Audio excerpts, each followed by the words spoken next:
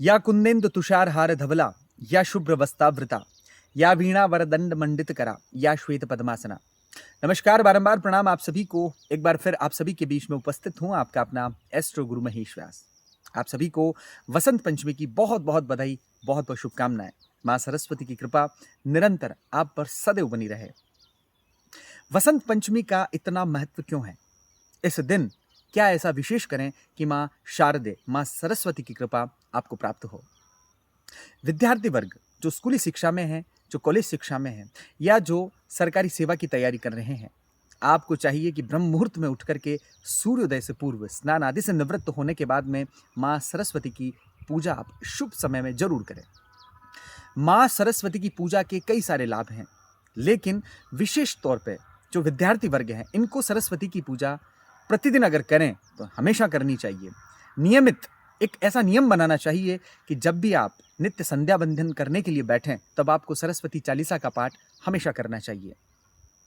ब्रह्म मुहूर्त में उठने के बाद, अपने दैनिक कार्य से निवृत्त होने के बाद आपको मां शारदे की पूजा करनी है।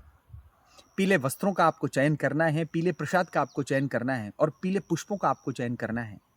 सरस्वती की पूजा में पीली चीज का बहुत महत्व है, पीत वस्तु का बहुत महत्व है। ठीक वैसा ही बगलामुखी की साधना में भी पीत वस्त्रों का उतना ही महत्व है।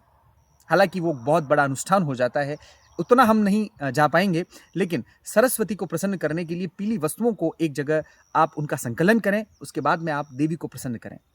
देवी के स्तोत्रों का आप पाठ करें, देवी की चालीसा का आप पाठ करें, और देवी के जो बीज मंत्र हैं इनका आप नियमित जाप करें।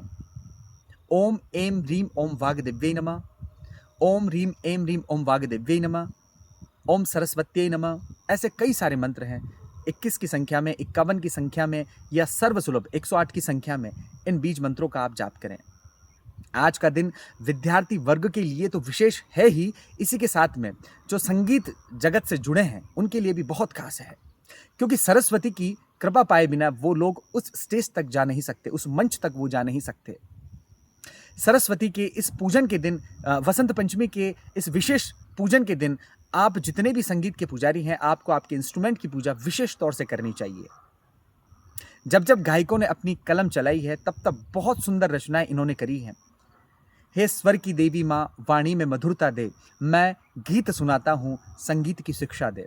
वाकई में संगीत में जो निपुण कलाकार हैं, जो शास्त्रीय संगीत के मर्मज्ञ हैं, उन्होंने कहीं ना कहीं एक ऐसा विशेष अनुष्ठान सरस्वती का किया है, तब जाकर के इस मुकाम पर वो लोग पहुंचे हैं।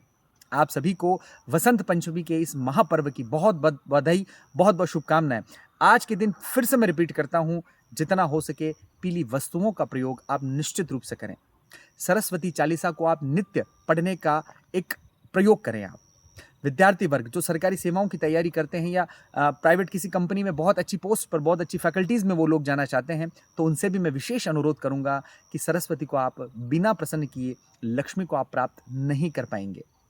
सरस्वती अगर आपने प्रसन्न कर ली, तो ये मान करके चलिए लक्ष्मी जी वहां दौड़ी चली आएगी। आज के लिए इतना ही। मिलेंगे एक नई वीडियो के साथ, तब तक के लिए जय श्री कृष्ण।